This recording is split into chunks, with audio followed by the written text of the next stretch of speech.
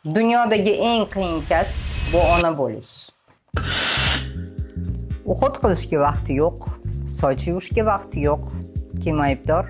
Bola aybdor. Bola aybdor emas. O'zimizda xohish yo'q. 5 minutgina vaqtimiz ketadi. O'qitimizni sivrutkadan boshlaymiz. Ko'z krem suramiz. Tak krem.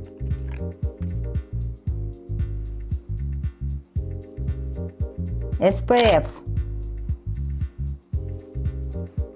To'g'ri o'qitdan keyin ozgina makiyaj qo'shiladi. Сразу даже mani samotsankam ko'tariladi. 10 minut vaqt ajratamiz yuzimizga qarashga, ozgina makiyaj qilishga, toza kiyim kiyishga, oynaga qaraganda o'zimizga yoqishga. Chunki faqatgina baxtli onadan baxtli farzandli katta bo'ladi.